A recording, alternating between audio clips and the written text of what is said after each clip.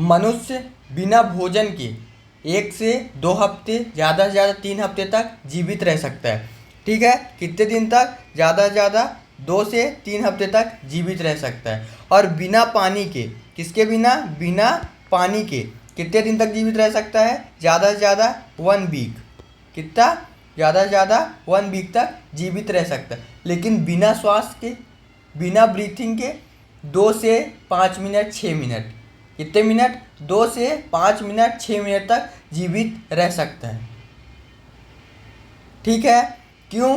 क्योंकि क्या होता है हमारे बॉडी में? क्या होता है? केमिकल रिएक्शन होता है। क्या होता है हमारे बॉडी में? केमिकल रिएक्शन होता है।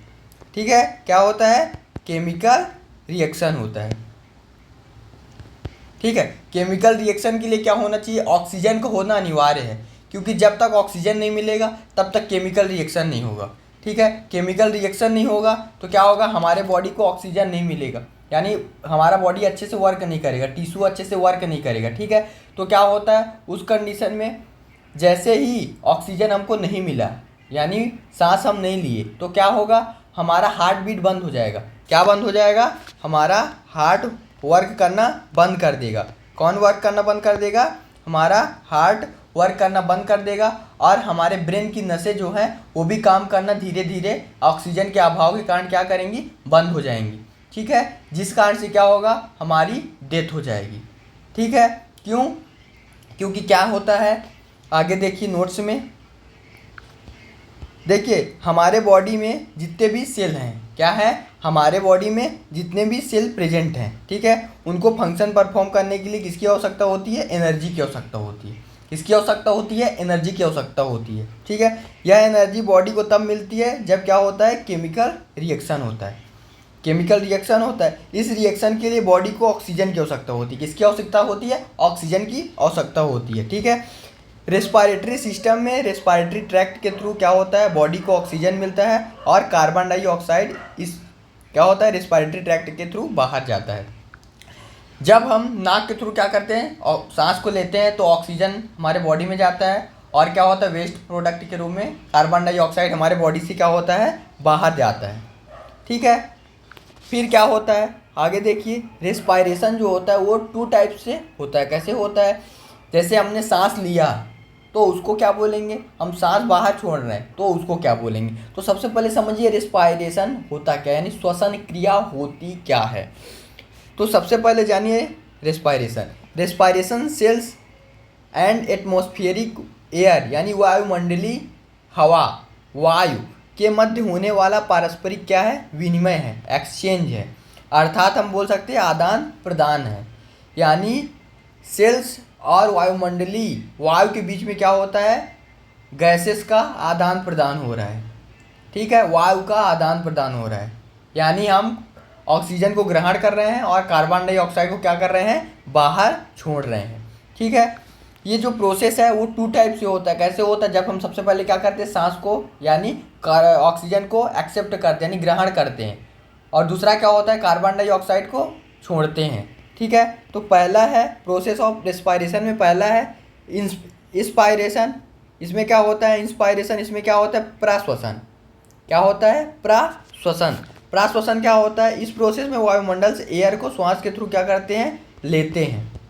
इसके थ्रू? श्वास के थ्रू लेते हैं एयर को। ठीक है, और एक्सपायरेशन में क्या होता है? इसमें इस प्रोसेस में वेस्ट गैसेस को बाहर निकालते हैं, यानी वेस्ट गैसेस यानी कार्बन डाइऑक्साइड को बॉडी से रिमूव करते हैं, बाहर निकालते हैं। अब इसको हम डायग्राम की हेल्प से समझते हैं।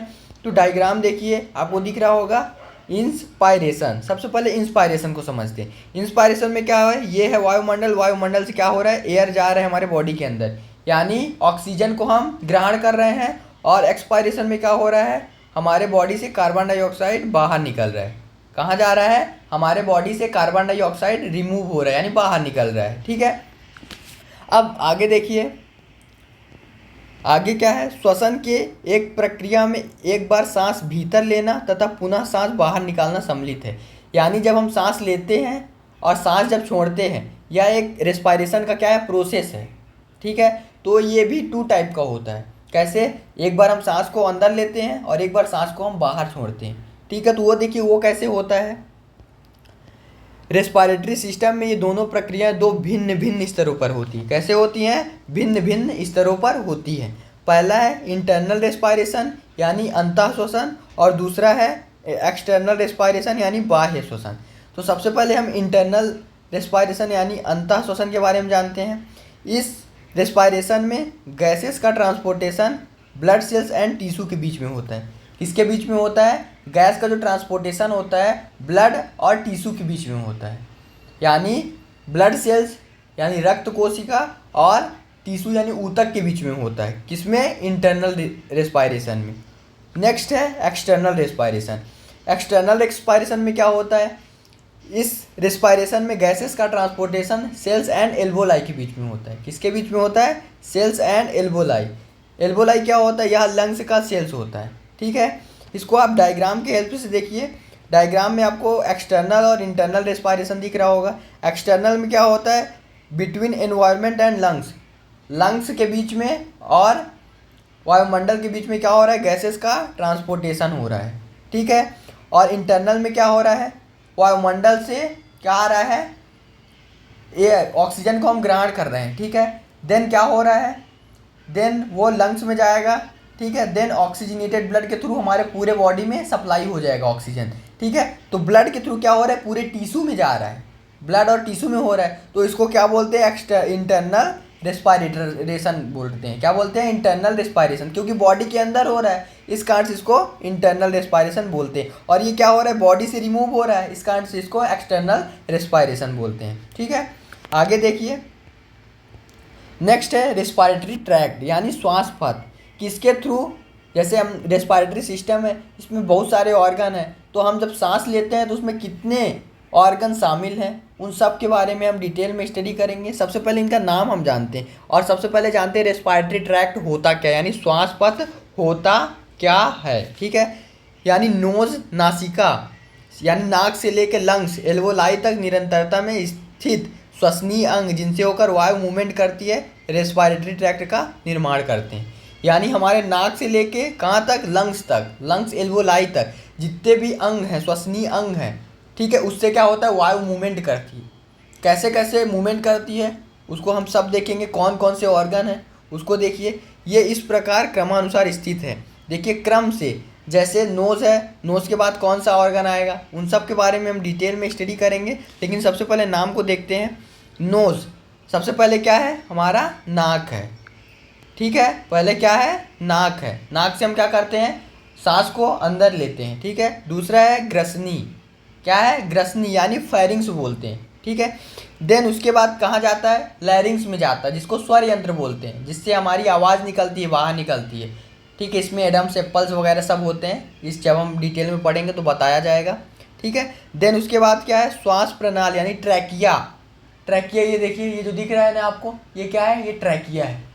ठीक है, यहाँ से जो दिख रहा है ये इसको क्या बोलते हैं? ट्रैकिया बोलते हैं। ठीक है, नेक्स्ट है ब्रोंकस यानी श्वास नली, सांस की नली, जो लेफ्ट एंड राइट किसमें? लंग्स में डिवाइड हो जाती है। ठीक है, वो क्या पहुँचाती है? एयर को पहुँचाती है। ठीक है, नेक्स्ट है ब्रोंक्यूल्स, वो पूरे लंग्स को क्या करता है? एयर सप्लाई करता है। ठीक है, नेक्स्ट है एल्वोलाई यानी वायु के कोश, यानी ये लंग्स का सेल होता है। ठीक है, नेक्स्ट है फेफड़ा यानी लंग्स। ठीक है, तो इन सब के बारे में हम डिटेल में स्टडी करेंगे। लेकिन इससे पहले हम जानते हैं ये जो रेस्पिरेटरी ट्रैक्ट हो, इसको 2 भागों में डिवाइड किया गया है। पहला है अपर रेस्पिरेटरी ट्रैक्ट। क्या है?